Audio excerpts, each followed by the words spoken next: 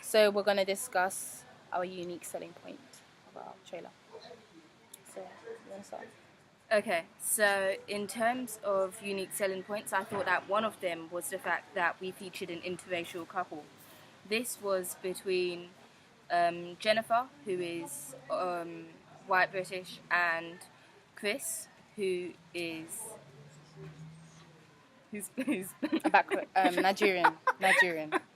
Nigerian. I was gonna say he's black, and then I was like, nah, Nigerian. who's Nigerian, and we decided to use this couple not only to mix up the range of ethnicity within the actors, but also to challenge conventions, as this is something that does not happen often within the media and film industry. We thought that. Wait, let me just. Yeah, just a minute. I'm not sure which point comes first. I'm not gonna lie.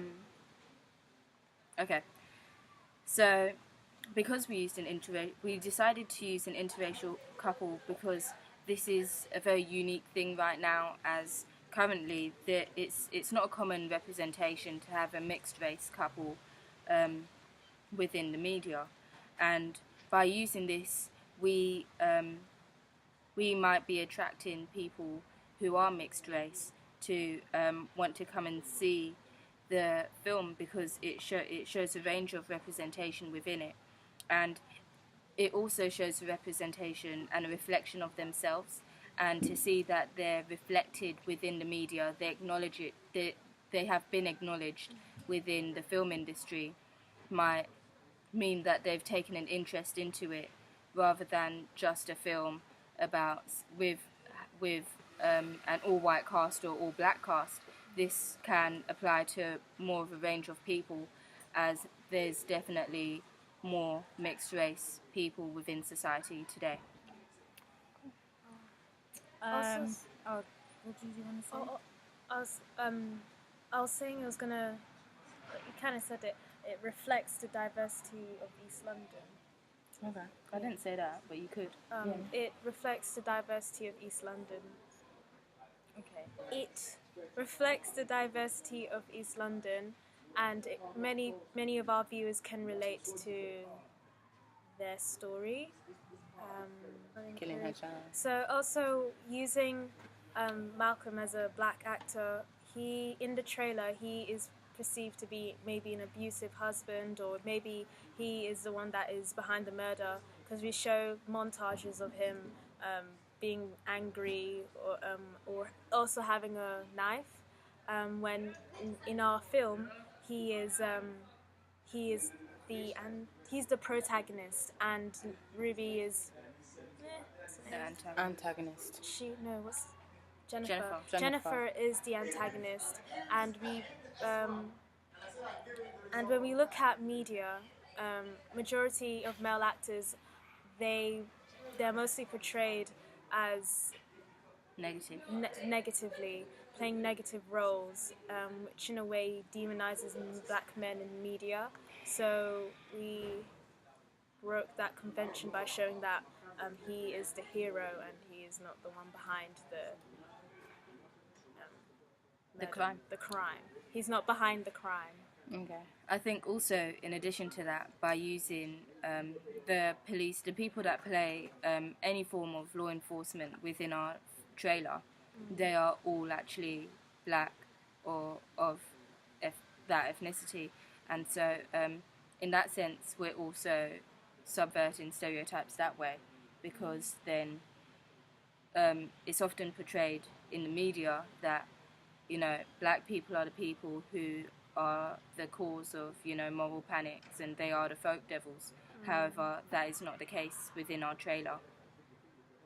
Yeah. Okay. Sean?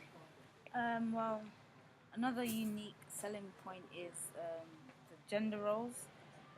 In this case, in our trailer, it's reversed. So, because usually males are, the ones in control and who have that dominant nature, and in this case, it's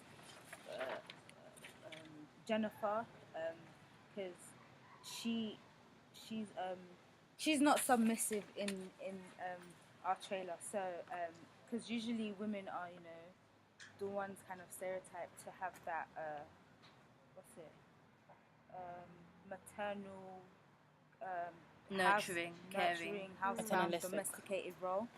So Yeah. in this case, she, you know, with what she wears as well, especially like in her uniform, suggests her job and that, you know, she's maybe the breadwinner. Plus, our unique selling point is the idea of mental health, and there's been a lot of debates in the news about mental health and why it's not really spoken about, and we wanted to bring that alight, and how with what Jennifer had, which was postpartum psychosis, and why she ended up having a breakdown and accidentally killing her child. Stuff like this is real and it happens, and people can't control their mental health and how they think and their mindset, and we wanted to create that,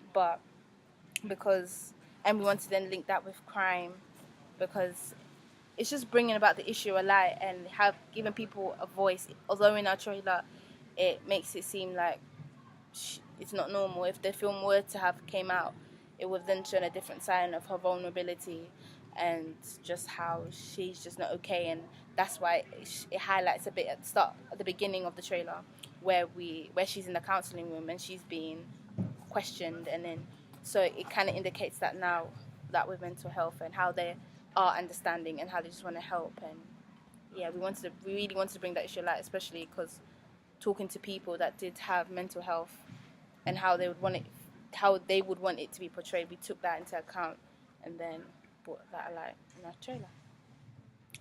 In terms of film package, we looked at Gone Girls 1, and they had like a massive social media campaign, so we kind of took that alight and we advertised on Twitter, Facebook and Instagram, and we created like the hashtag LilyFilm. So we wanted to bring awareness of our film as our target audience is between the age of 18 to 30, because the idea of young love and pregnancy and motherhood, that's roughly around the time where people tend to settle down. So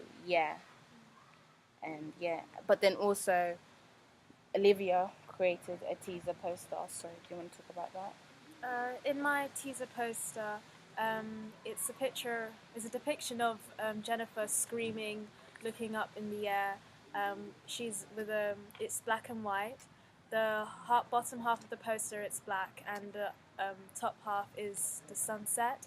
And this is to show the juxtaposition of something chaotic is happening, but at the same time, the sunset shows a calm, beautiful atmosphere, and that could be symbolism of their relationship. About how we've seen the influence of real examples within the media and the distributors market to different audiences, and how they attract different audiences through a range of different posters and magazines, etc.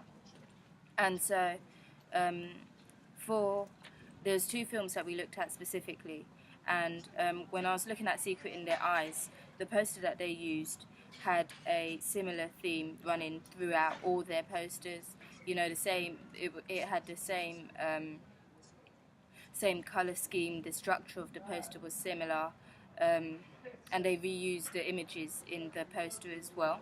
Whereas in comparison to Gone Girl, they had the small minute changes in their posters, but there was the same reoccurring theme throughout all of them.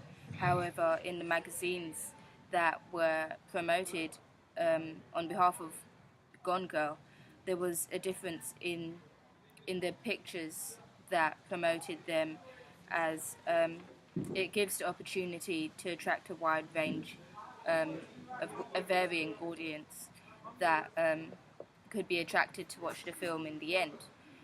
Another example that I looked at was Looper, and within this film, within the posters of this film, I was able to see how they used a range of different stances within a range of their posters. You know, they changed the use of iconography, so whilst some posters had guns, and the use of guns, whether it be pointed at someone or not, you know, and then they'd have other posters that didn't contain guns at all. And we saw how this was a way of connecting and bringing in a range of You're gonna have to stop because the Mac's gonna die. a large audience. The Mac's Anyone else want to say something? Well, in The Secret of Their Eyes, I used the lighting as influence in my poster because one of their posters, the city was like dark with the skyscrapers dark, and they had their eyes like in a banner, and that was fully lit. So I used that on my poster when it came to Ruby being in a dim light and the lily, and Malcolm being highly lit.